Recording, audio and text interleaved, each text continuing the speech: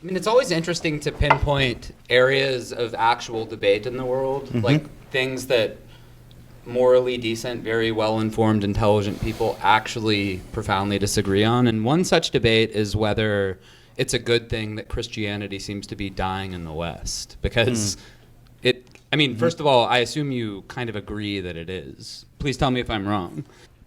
I think I'm called to be hopeful but not optimistic. Those two are different things, right?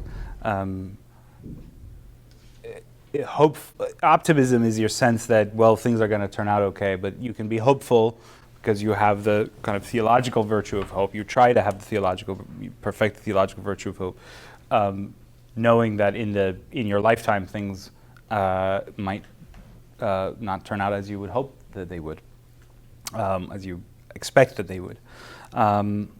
So, is it dying? Look, I see the numbers of the rates of mass attendance among people in Western Europe and in the U.S.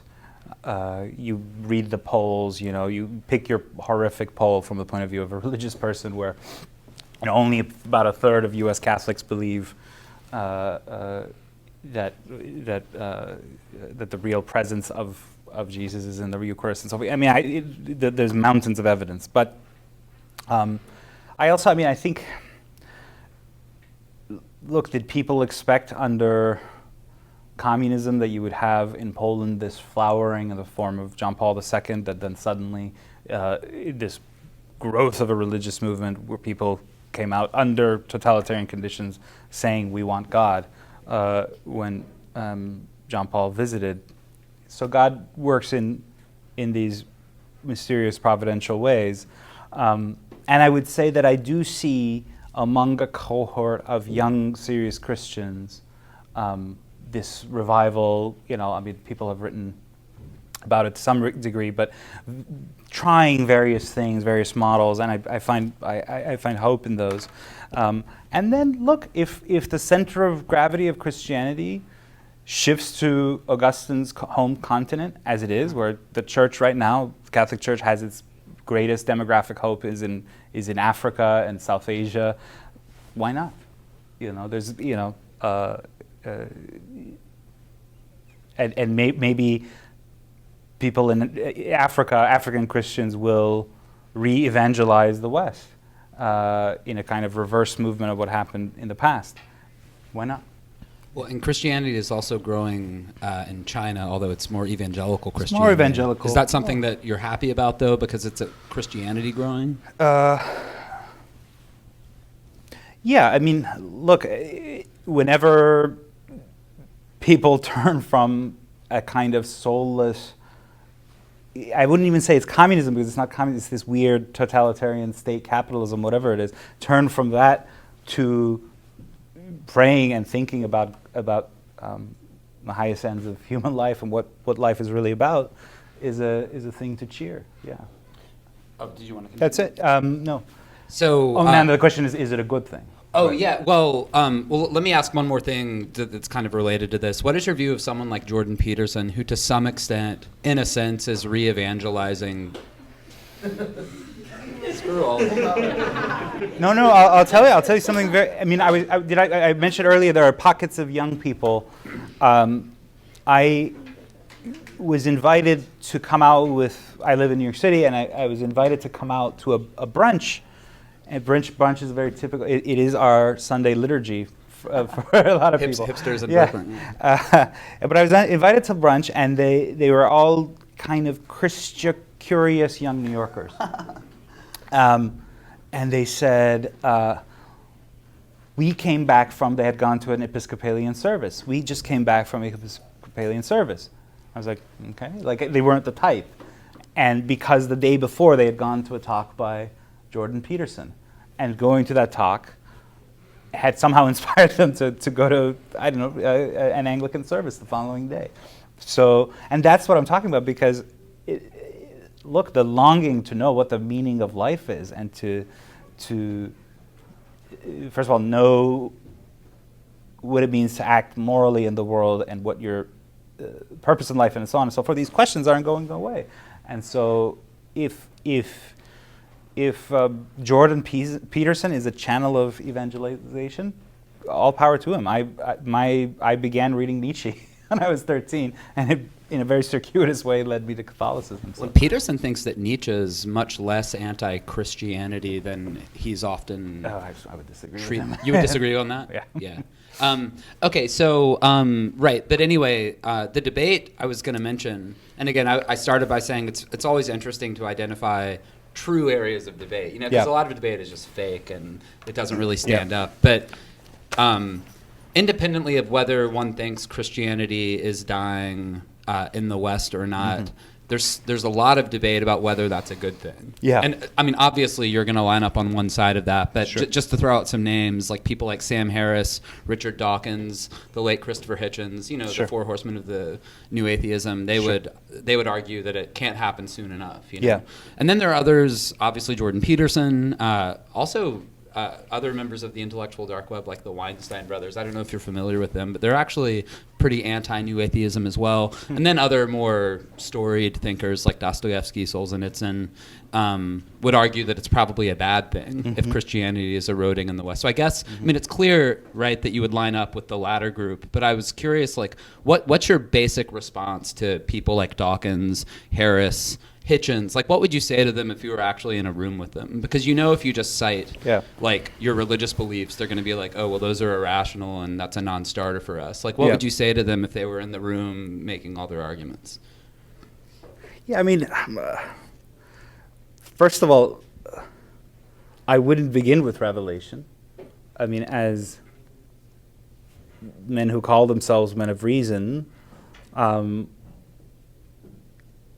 I would try to, I suppose, begin on the ground of natural theology, right? In other words, what we can know about God without revelation, right? And so here, the scholastic tradition, and especially St. Thomas Aquinas, Dawkins especially, has a very shallow critique of St. Thomas. And a lot of people think, for example, that many of the five proofs for God are in a way a theologized version of the Big Bang. So if you talk about the argument from the first mover, they think what you mean is, first there was a little atom, and then it grew up, and then blah, blah, blah, blah, and then the planets came, and then the dinosaurs. And that's what you mean, which is not kind of the metaphysical argument from... So anyway, I mean, that's where I would engage them if they were deigned to argue with someone like me.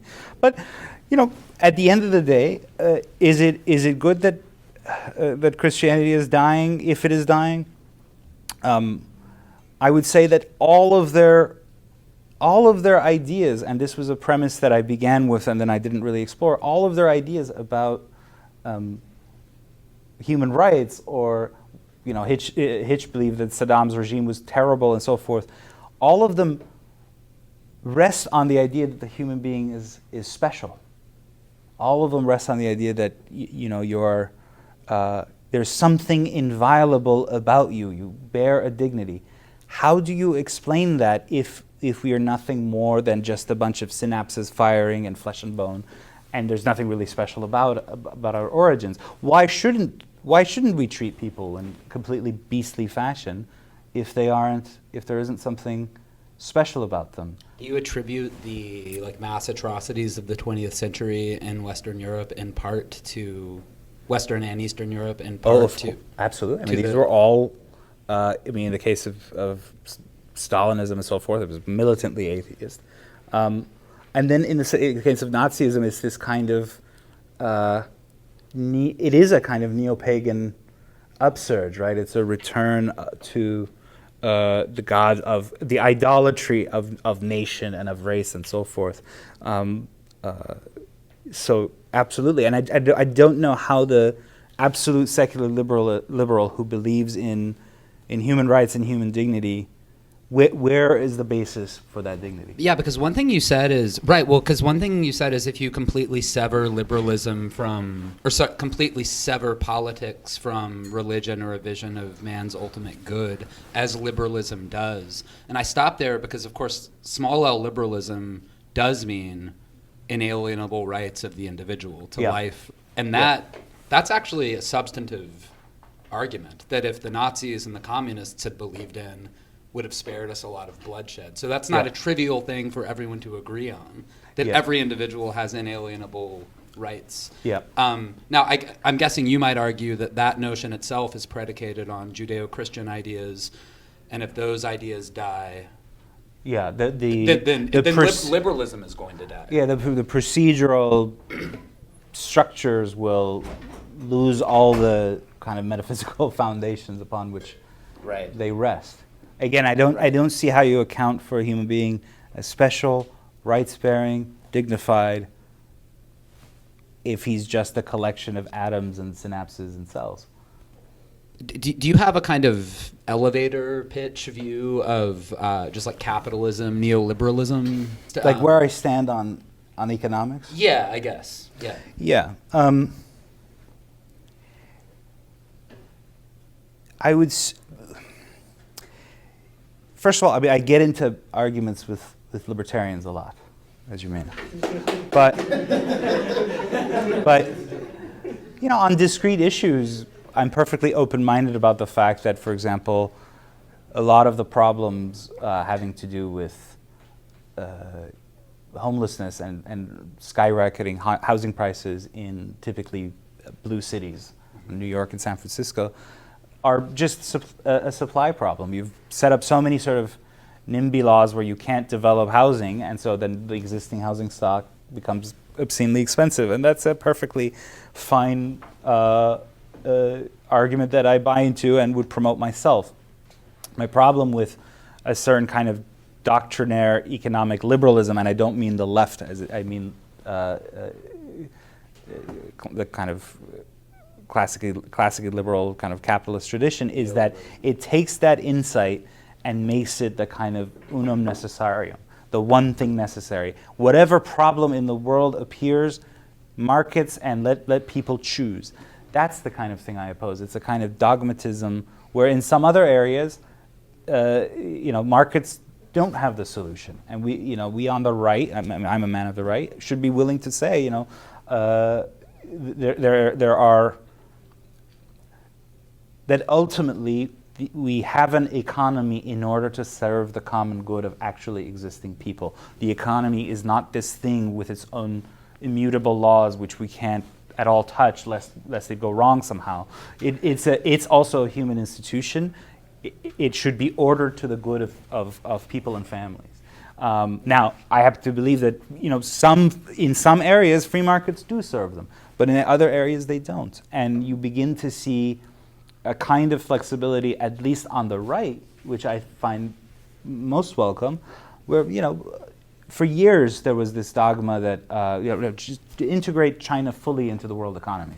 It was, and having been part of that part of the right, it was just a kind of dogma. China, and any problems that arise, there are WTO mechanisms. We'll just resolve it with them. Blah blah blah. And now you have people being like, wait, they put 1 million people in concentration camps. It's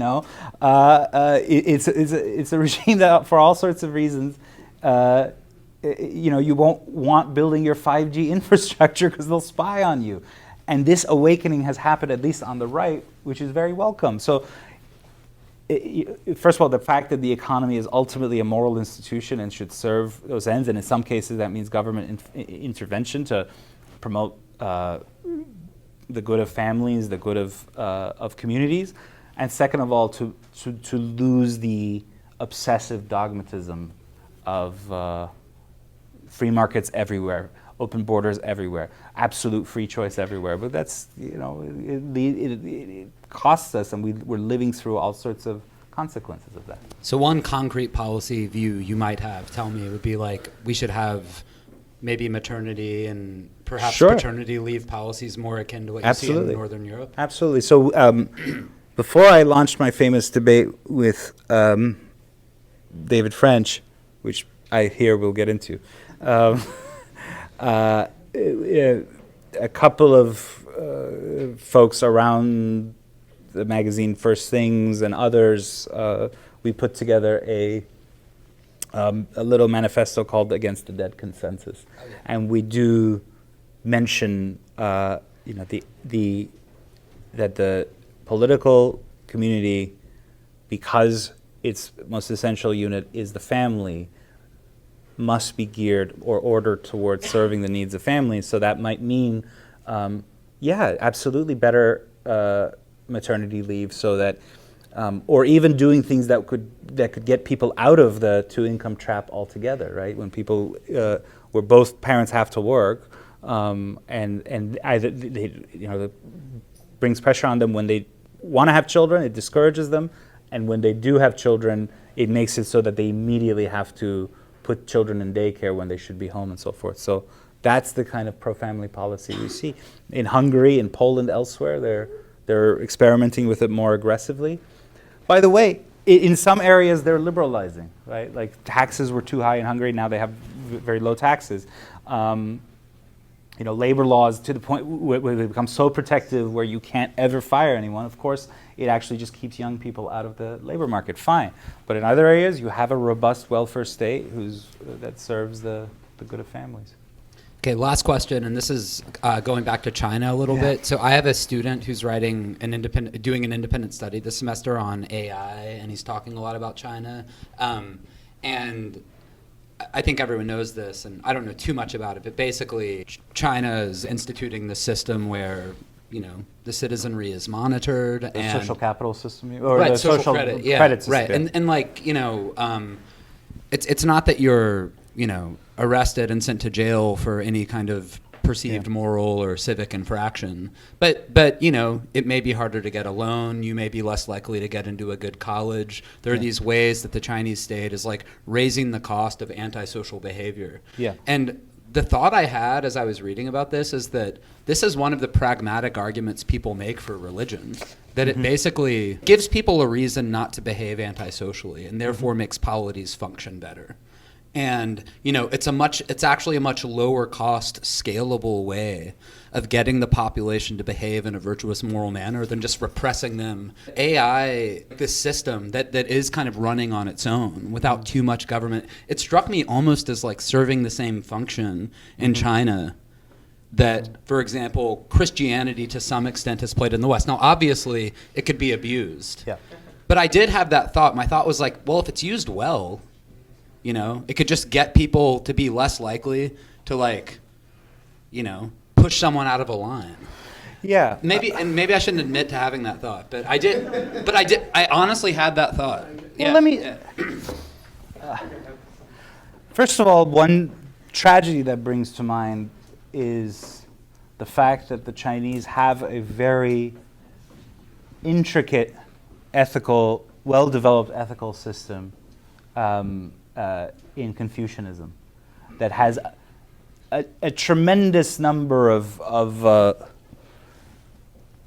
I would say natural virtues that classical and Judeo-Christian traditions also promote. You will find in Confucianism, not least filiality. Right, your parents aren't just a random fact about you. That there's something special about them, and therefore you're obligated to serve them. And in all sorts of ways, it ripples out to a complete vision of life. And it's sort of tragic that after 1949 and the Mao's takeover, the communist regime really waged war against the Confucian tradition. Even during the Cultural Revolution, they even went and exhumed or whatever, his burial site to prove that Confucius was dead. And now, symbolically, culturally, now they're having to do a neo-Confucian kind of revival. It's a kind of what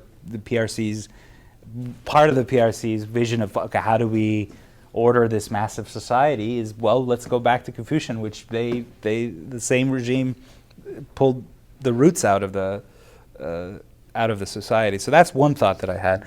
But no, absolutely. I mean, look, if you have at the level of the individual, you have a worldview that says you should subsume